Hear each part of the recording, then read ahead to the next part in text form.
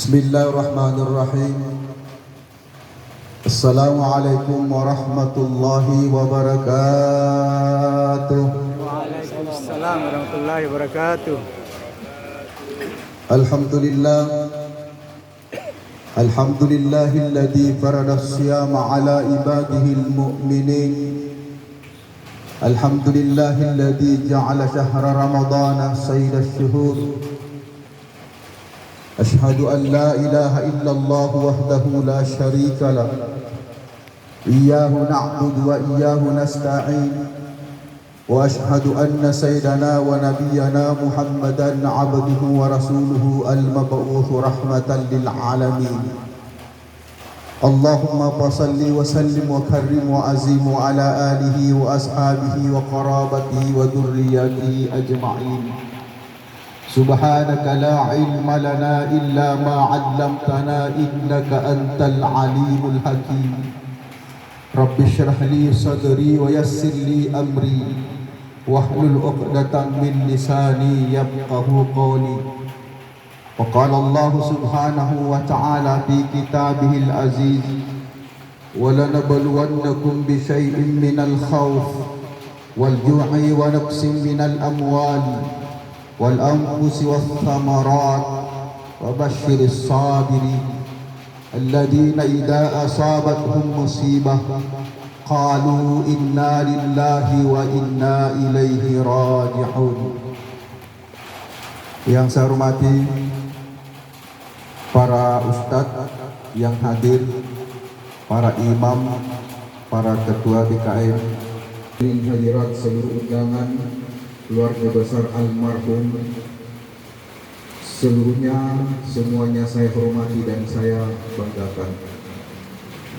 Alhamdulillah, subhanahu wa ta'ala, sore menjelang maghrib kita sama-sama hadir di kediaman keluarga besar almarhum, sekaligus kita datang untuk memberikan dukungan takziah kepada keluarga besar almarhum yang beberapa hari yang lalu telah dipanggil oleh Allah Subhanahu wa ta'ala, telah berpulang ke rahmatullah. Semoga insyaallah kehadiran Bapak dan Ibu semua insyaallah mampu memberi terhadap keluarga besar almarhum. Sebab bagaimanapun juga ketika satu keluarga ditimpa musibah, maka butuh orang-orang terdekat, butuh sahabat, butuh tetangga, butuh saudara-saudara untuk memberikan semangat kepada keluarga besar almarhum. Semoga insyaallah hadirin hadiratan rahmat Allah Subhanahu wa ta'ala, dan semoga kita semua dirahmati oleh Allah Subhanahu wa ta'ala. Rahmat itu Pak adalah kasih sayang Allah Subhanahu wa ta'ala. Seandainya bukan karena rahmat Allah, saya dan Bapak dan Ibu tidak mungkin hadir di tempat ini. Rahmat itu adalah kita mendapatkan tambahan nikmat dari Allah untuk melakukan sebuah kebaikan. Puasa hari ini, alhamdulillah hari ini sudah 25 hari kita tidak makan dan tidak minum di siang hari. Itu rahmat Allah Bapak dan Ibu. Tidak mudah Ibu, tidak gampang ibadah yang kita lakukan ini. Tapi alhamdulillahi rabbil alamin, 25 hari lancar ibadah puasa kita, didasari dengan keikhlasan, ketaatan kepada Allah Subhanahu wa ta'ala, dan tentunya rahmat dari Allah Subhanahu wa ta'ala. Tentu jamaah takziah yang dimuliakan, acara kita hari ini bukan saja mengharap rahmat dari Allah Subhanahu wa ta'ala, tapi pun kita mengharapkan keberkahan. InsyaAllah kita berharap jamaah sekalian, apapun yang dilakukan oleh sahibul hajat, ahli warisnya almarhum, apapun yang mereka lakukan pada hari ini, insyaallah kita berharap mendatangkan keberkahan dalam keluarga besar ini, menambah kebaikan insyaallah, bertambahnya kebaikan insyaallah. Bapak dan Ibu jamaah saimin dan saimat yang dirahmati dan dimuliakan oleh Allah Subhanahu wa ta'ala, tentu kita selaku orang yang beriman, tentu kita selaku orang yang bertakwa kepada Allah Subhanahu wa ta'ala, mari kita sama-sama angkat rasa syukur setinggi-tingginya kehadiran Allah Subhanahu wa Ta'ala, dengan segala limpahan rahmat, hidayah, taufiknya, sehingga alhamdulillah hari ini kita masih bisa sehat walafiat. Dan insyaallah dipastikan insyaallah tidak ada aral melintang, insyaallah kita semua akan berhasil. Kita sama-sama berjuang sampai titik perjuangan kita menghabiskan puasa Ramadan, entah 29 hari ataupun 30 hari. Yang pasti insyaallah kita bertekad istiqamah 10 akhir Ramadan, kita sama-sama kuat, saling mendukung, saling memotivasi, insyaallah kita sanggup dan berhasil menyelesaikan tugas kita, insyaallah. Dan semoga insyaallah apa harapan kita jamaah takziah setelah kita berpuasa 29 atau 30 hari, harapan kita adalah bukan saja menjadi orang-orang beriman, tetapi selanjutnya kelas yang paling tinggi adalah menjadi orang-orang yang bertakwa kepada Allah Subhanahu wa Ta'ala, la'allakum tattaqun. Itu harapan kita semua, ya. Akhir perjuangan kita, harapan kita semoga insyaallah menjadi hamba-hamba Subhanahu wa Ta'ala yang bertakwa. Jamaah takziah yang dirahmati Allah Subhanahu wa Ta'ala, sekilas kisah tatkala Rasulullah sallallahu alaihi wasallam melaksanakan hijrah dari Mekah ke Madinah. Kita tahu bersama bahwa tidak mudah, tidak sedikit tantangan, hambatan yang dihadapi oleh baginda Rasulullah sallallahu alaihi wasallam tak kala beliau hijrah dari Mekah ke Madinah. Luar biasa, masya Allah, tantangannya, cobaannya, rintangannya yang dihadapi Rasulullah SAW tidak sedikit, Pak. Hampir-hampir Nabi celaka dalam perjalanannya, Pak. Bahkan sudah direncanakan Rasulullah akan terbunuh beserta pengikutnya yang dirahmati Allah Subhanahu wa Ta'ala. Dan di sini insyaallah kita mendapatkan pembelajaran besar seorang sahabat yang loyalitas dan dedikasinya yang sangat luar biasa, Abu Bakar As-Siddiq, masya Allah. Saya awali tausiah saya ini, kita renungkan dedikasi dan loyalitas sahabat Rasulullah Abu Bakar As-Siddiq. Ketika Nabi jamaah sekalian melakukan sebuah perjalanan hijrah, akan tetapi tentunya para kafir Quraisy tidak akan pernah berhenti mengejar Rasulullah sallallahu alaihi wasallam sampai dia dapat. Akan terjadi jamaah ketika Nabi SAW dalam perjalanannya bersembunyi di sebuah gua bersama sahabat Abu Bakar As-Siddiq. Gua ini dikenal dengan gua Tur. Jamaah Abi dan jamaah umrah yang pernah berhaji maupun umrah pasti datang berziarah di Jabal Tur. Disitulah Nabi SAW sempat bersembunyi, jamaah yang dirahmati Allah Subhanahu wa Ta'ala, menyelamatkan diri Rasulullah Sallallahu Alaihi Wasallam. Lalu apa yang terjadi? Seorang sahabat yang begitu luar biasa menjaga Rasulullah SAW, melindungi Rasulullah SAW, tidak mementingkan diri pribadinya. Apa kata sahabat Abu Bakar? Ya Rasulullah, gua ini kita tidak tahu apa isinya. Maka sebelum engkau ya Rasulullah masuk ke dalam gua, barangkali saya lebih awal memasuki gua tersebut. Saya akan mengecek isinya apa di dalam ya Rasulullah. Jangan sampai ada hal yang bisa mencelakai dirimu ya Rasulullah. Maka biarlah aku lebih awal masuk ke dalam gua ya Rasulullah. Saran ini diterima oleh Rasulullah. Maka Abu Bakar masuk ke dalam gua, memeriksa dan mengecek seluruh isi gua Tur sebelum kekasih Allah baginda Muhammad masuk ke dalam. Lalu apa yang terjadi setelah Abu Bakar masuk?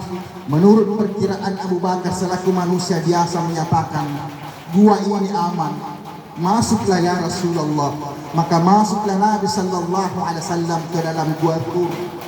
Lalu apa yang terjadi? Karena Nabi seharian berjalan kaki, dikejar-kejar, tentu ngantuk dan lelah dan rasa lapar. Lalu apa yang terjadi jamaah takziah? Begitu Abu Bakar bersama Rasulullah masuk ke dalam gua Tur, Nabi sallallahu alaihi wasallam langsung membaringkan kepala Rasulullah di atas pangkuan Abu Bakar As-Siddiq.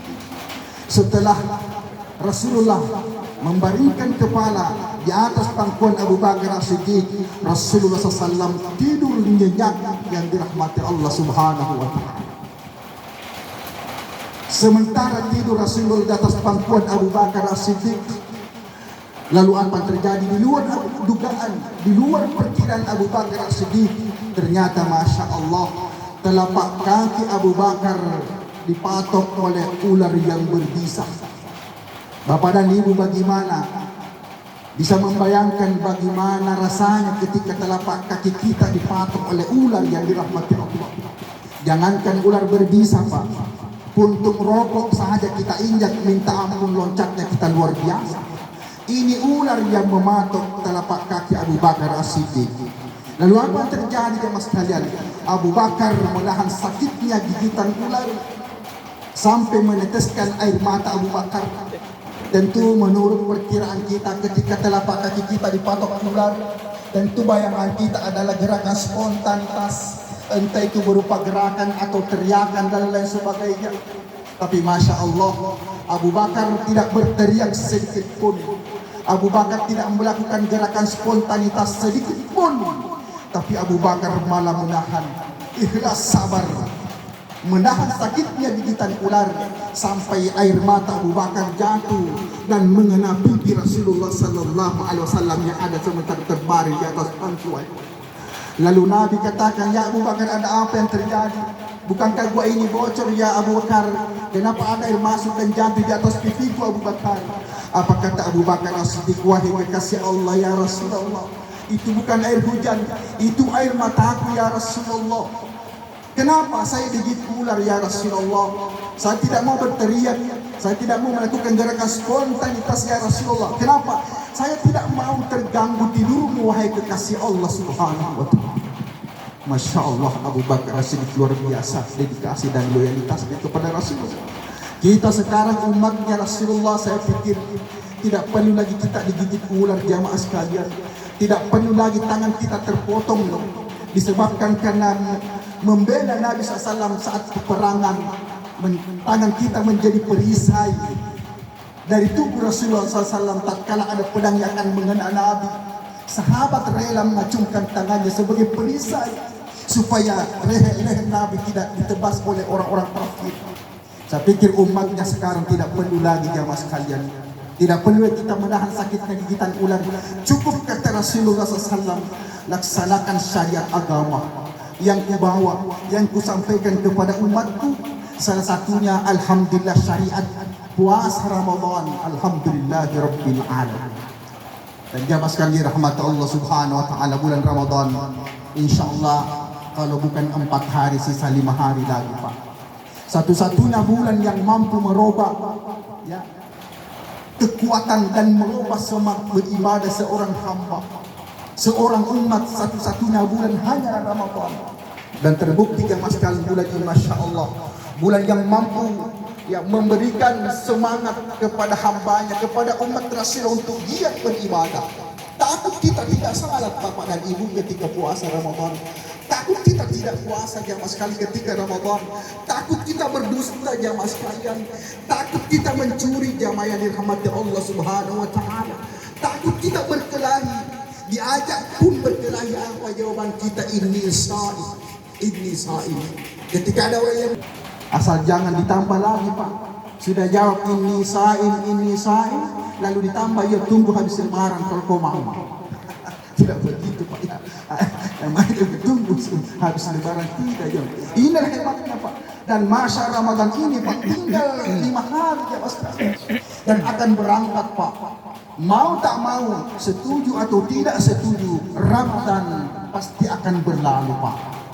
Dan itulah sehingga mengapa Rasulullah sallallahu alaihi wasallam ya 10 akhir Ramadan Nabi lebih bersemangat jika dibandingkan dengan hari-hari lain.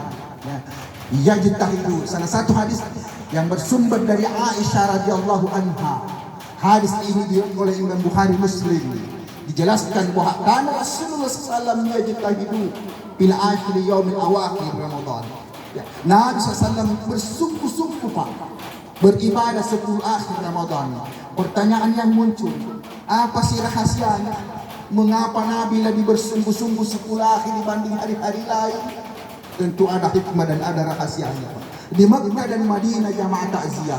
Mekah, Madinah semakin 10 akhir Ramadan, semakin makmur masjid, semakin full jamaahnya Pak. Mekah, Madinah. Indonesia tak balik. Semakin mau habis Ramadan, habis tomi orang. Itulah bedanya yang dirahmati. Dan ternyata jamaah sekalian, ada hikmah dan ada rahasia mengapa Nabi bersungguh-sungguh di akhir Ramadan. Di Indonesia banyak orang kecurian di akhir 10 Ramadan. Banyak orang kecolongan 10 akhir Ramadan. Kecurian yang saya maksud bukan dicuri barangnya di rumah, tapi kecurian yang saya maksud adalah rata-rata, tapi tidak semua.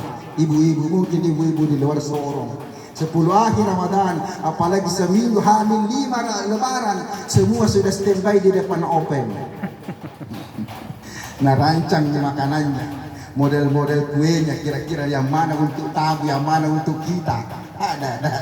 Kecolongan Pak, itu kecolongan pertama. Yang kedua kecolongannya adalah mengejar diskon. Diskon ini di Ramayana, ayo kami tarawih. Kecolongan. Ini jamaah takziah yang dirahmati dan dimuliakan oleh Allah Subhanahu wa taala. Dan yang berikutnya jamaah sekalian yang dimuliakan dan insyaallah dirahmati Allah Subhanahu wa taala, insyaallah 10 akhir Ramadan kita bersungguh-sungguh. Sekarang almarhum sudah beda alam dengan kita Pak. Tentu almarhum sudah tidak bisa berpuasa lagi. Tentu almarhum tidak bisa tarawih lagi hari ini. Tentu almarhum dipastikan sudah tidak bisa bergembira di hari kemenangan. Di hari raya Idul Fitri almarhum sudah tidak hadir Pak, bersenang-senang bersama kita. Tidak lagi yang dirahmati Allah Subhanahu wa taala. Alamnya sudah beda Pak. Alamnya sudah beda. Dan almarhum sudah dikasih waktu oleh Allah banyak. Ya. Puluhan tahun waktu almarhum diberikan waktu untuk beribadah di muka bumi ini.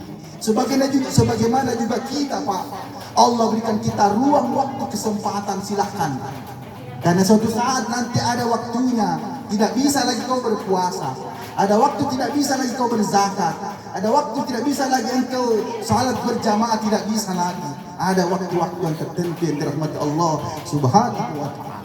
Maka jamaah takziah, sebelum maut ini menjemput kita, maut ini mendatangi kita, yang menurut saya maut mati ini adalah perkara hebat, perkara yang luar biasa, perkara dahsyat. Kenapa saya katakan luar biasa dan dahsyat?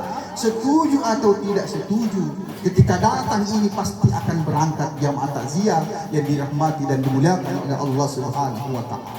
Maka semoga insya Allah saya katakan Ramadan ini bukan saja kita menambah keimanan kita, tapi lebih berharap kita lebih bertakwa. Sebab kalau hanya beriman, bertambah keimanan, masih ada kelemahannya Pak. Iman itu yazid wa yanqus. Iman itu kadang bertambah, kadang kurang. Itulah iman. Iman kadang masih dipengaruhi oleh situasi, kondisi, keadaan. Itu iman Pak. Kenapa jamaah tarawih Ramadan ramai masjid, makmur masjid? Karena bisa jadi ada faktor lain. Karena banyaknya teman rekanan datang ke masjid, semangat itu. Kenapa? Ketemu alumni, ketemu teman sekolah dulu, maka itu yang menyebabkan dia rajin ke masjid tarawih. Bisa jadi pengaruhnya seperti itu. Inilah pengaruhnya iman, yazid wa yanqus, dipengaruhi oleh situasi dan kondisi Pak. Ada orang jamaah sekalian, dia beribadah salat, kenapa? Dagangannya lancar, apalagi menjelang lebaran, masya Allah, berlipat-lipat ganda untungnya usahanya, maka bersyukur betul kepada Allah. Pokoknya belum azan lari ke masjid. Kenapa? Dagangannya lancar Pak. Online-nya kewalahan tak bisa dilayani Pak. Makanya masya Allah rajin ke masjid karena itu tadi. Begitu habis Ramadan, mulai pembeli sepi, berhenti dong sembahyang. Ini namanya iman, dipengaruhi situasi, kondisi dan keadaan. Maka itulah Al-Quran. Harapan kita puasa bukan supaya kau beriman. Puasa ini berharap la'allakum tattaqun. Takwa Apa? Orang yang bertakwa insya Allah tidak dipengaruhi oleh suatu kondisi dan keadaan. Dagangannya lancar, mau dagangannya rugi, mau dagangannya untungnya tipis, salat itu harga mati. Itulah orang yang beriman yang dirahmati Allah Subhanahu wa taala, tidak dipengaruhi oleh keadaan dan lingkungan dan situasi. Maka jamaah yang dirahmati itu sehingga harapan la'allakum tattaqun. Jamaah takziah yang dimuliakan oleh Allah Subhanahu wa taala. Maka puasa itu sebenarnya Pak, untuk mengetahui kadar kualitas puasa kita itu tergantung dua. Yang pertama, dari dulu startnya puasa itu apa sebenarnya, dan yang terakhir finishnya apa sebenarnya. Itu aja sebenarnya sesungguhnya ya. Jadi awal start kita puasa apa niatmu, apa keinginanmu, apa harapanmu yang dirahmati Allah. Tak kita memulai puasa. Kalau kita memulai puasa start dari niat ikhlas, tidak ada tendensi lain, murni. Ikhlas itu Pak murni, tidak ada campuran-campuran. Mau ke puasa supaya lancar di dagangan, mau ke puasa supaya bilang ke orang-orang beriman, berarti ada tendensi lain, ada campurannya, bukan murni dia puasa. Maka ketika kita puasa startnya dulu ikhlas karena Allah, lalu akhirnya finishnya nanti harapannya takun, masya Allah, itu yang berkualitas ibadah puasa kita ya, yang dimuliakan dan insya Allah rahmat Allah. Makanya jemaah sekalian, salah satu surah dalam Al-Quranul Karim sering kita baca, surah Al-Ikhlas. Qul huwallahu ahad, Allahus samad, lam yalid wa lam yulad wa lam yakul lahu kufuwan ahad. Timbul tanda tanya, kenapa surah ini dikatakan surah Al-Ikhlas? Sementara ketika kita memeriksa isi dalam surah, tidak ada kata-kata ikhlas. Beda dengan surah-surah lain. Surah Al-Baqarah dikatakan surah Al-Baqarah karena di dalamnya menceritakan sapi yang dirahmati Allah Subhanahu wa taala. Surah Ali Imran kan di dalam diceritakan tentang keluarga Imran. Surah Luqman kan di dalam diceritakan tentang keluarga Luqman. Masya Allah. Al-Ma'un ada semua kaitannya dengan isinya yang dirahmati Allah. Al-Isra karena menceritakan perjalanan Nabi dari Haram ke Aqsa. Tapi Qul huwallahu ahad, kenapa dikatakan surah Al-Ikhlas? Lalu di dalamnya tidak ada kata-kata ikhlas. Ini menandakan jamaah yang dirahmati Allah Subhanahu wa taala, kita puasa ikhlas, tidak ada campur tangan, tidak ada tendensi lain. Benar-benar kita puasa ikhlas karena Allah semata-mata yang dirahmati Allah. Sebagaimana Qul huwallahu ahad disebut Al-Ikhlas meski di dalamnya tidak dikatakan surah Al-Ikhlas. Betul-betul kita mentauhidkan Allah, betul-betul kita mengesahkan Allah Subhanahu, tidak ada campur-campur yang lain. Lillah karena Allah. Demikian harapan puasa kita yang dirahmati Allah Subhanahu wa taala. Dan masya Allah jamaah takziah yang dimuliakan dan insya Allah dirahmati Allah Subhanahu wa taala. Insya Allah almarhum setelah beberapa lama di alam kubur. Ya, kubur namanya alam penantian juga Bapak dan Ibu. Siapa yang dinanti, kita semua yang dinanti Pak. Suatu saat nanti seketika beliau bergeser, tapi belum bergeser sekarang Pak, menanti kita ya. Nanti saat bumi digoncangkan dengan goncangan yang dahsyat, kemudian bumi digoncangkan, dimuntahkan seluruh beban-beban yang ada dikandung oleh bumi, dimuntahkan semua Pak ya. Lalu insya Allah dirahmati Allah Subhanahu, gunung-gunung terbang laksana kapas. Maka itu yang disebut kiamat. Maka ketika kiamat pasti almarhum diarahkan ke alam lain lagi yang dirahmati. Saat ini masih di alamul kubur. Dan insya Allah jamaah sekalian ada nanti hari penghisaban. Tentu kita semua akan ingin dihisab dengan mudah Pak. Ya? Dihisab dengan mudah. Tidak ada halangan, lancar mulus Pak. Tentunya tidak mudah dan tidak gampang mendapatkan penghisaban mudah dari Allah Subhanahu wa taala. Dalam hadis Nabi salatun man kunna fihi hasabahu Allah hisaban yasira wa adkhalahu al-jannah birrahmah. Tiga perkara, tiga hal barang siapa ada padanya maka insya Allah dihisab dengan mudah. Dan yang kedua dimasukkan ke dalam surga dengan rahmat Allah. Oh berarti orang masuk surga bukan karena puasa, bukan karena zakat, bukan karena hajinya banyak, bukan karena umrahnya banyak.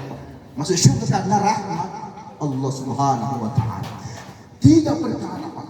Dan ini penting sebelum menjelang hari raya Idul Fitri. Ya, perlu disampaikan 3 perkara ini. Yang pertama kata Nabi sallallahu alaihi wasallam, wa ta'fu amman zalamaka. Engkau memaafkan dan mengampuni orang yang pernah berbuat zalim pada dirimu. Susah tong ini Pak, susah. Kita memaafkan orang yang bersalah agak susah-susah Ustaz.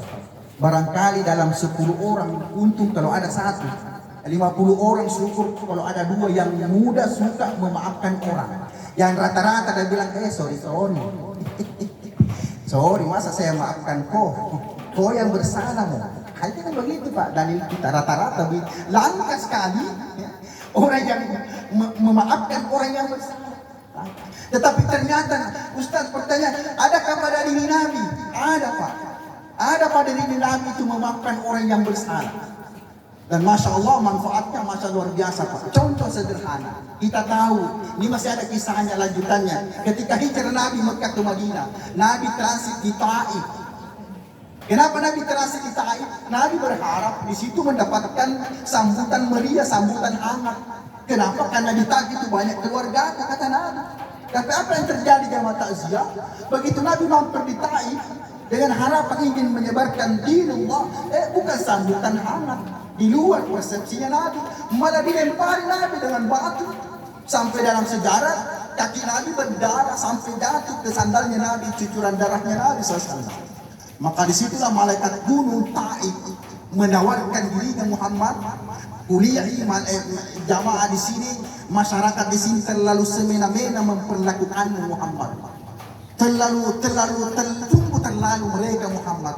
Bagaimana Muhammad? Kalau engkau perintahkan saya, ini malaikat gunung berkata kepada Nabi, kalau kau izinkan saya Muhammad dan memerintahkan saya Muhammad dengan izin Allah, saya angkat diriku dan akan kuhancurkan dan kubinasakan semua orang dengan kebesaran itu, kata gunung yang ada di Taif. Binasa mereka ya Muhammad. Tapi apa kata Nabi? Jangan. Malah Nabi berdoa, Allahumma hadi qaumi, ya Allah berikan petunjuk kepada kaumku, fa innahu la ya'lamun. Nabi memaafkan mereka. Lalu apa yang terjadi jam sekarang? Apa manfaatnya sekarang Pak? Kita lihat Taif sekarang, menjadi kota yang indah sekarang Pak. Semua jemaah umrah haji datang ke sana ziarah karena kota Taif itu Masya Allah. Ini berkat doanya Nabi, karena Nabi memaafkan orang yang bersalah. Dan memang wajar dibalas dengan dihisab dengan mudah dengan syurga yang rahmat Allah. Dan kenapa itulah hasilnya jamaah sekalian. Yang kedua kata Rasulullah